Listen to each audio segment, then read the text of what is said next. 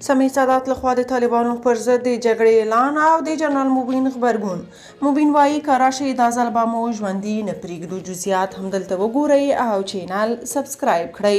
د طالبانو یوې مخالفې جبهې مشر سمیع سادات وایي زه خپله هیواد ته ځم، لومړی نظامي لباس اغوندم، بیا د طالبانو پر ضد جنګیږم او هیواد ترې ازادوم. نوموړی وایي له دوی سره خبرې نه بلکې جګړه کوو او د جګړې له لارې ماته ورکوو. هغه وویل طالبان په خبرو نه پوهېږي، باید د جګړې په لارې پوه کړو. سادات خبرداری ورکوي چې د طالب پرځونې لپاره له جګړې پرته بله لار نه لري. هغه وایي موږ مجبور یو چې جګړه وکړو. سادات زیاته کړه د احمد مسعود په مشرۍ له جبهې سره توافق ته نه دي رسېدلي او جدا جبهه یې جوړه کړې ده.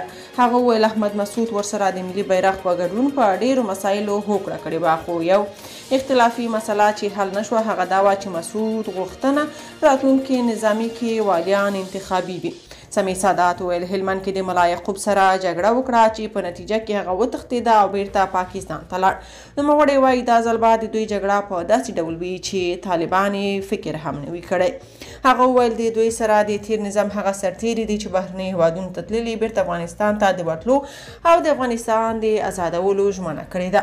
جنرال مبین غبرګون کې لیکلي تیر ځل خو د امریکایانو الوتکو کې وتښتېدی او ستاسو د وژلو ارمان مو پوره نه شو، خو که دا ځل د جګړې په نیت افغانستان ته دننه شئ نو ژوندي پاتې کېدل مو خوب او خیال دی.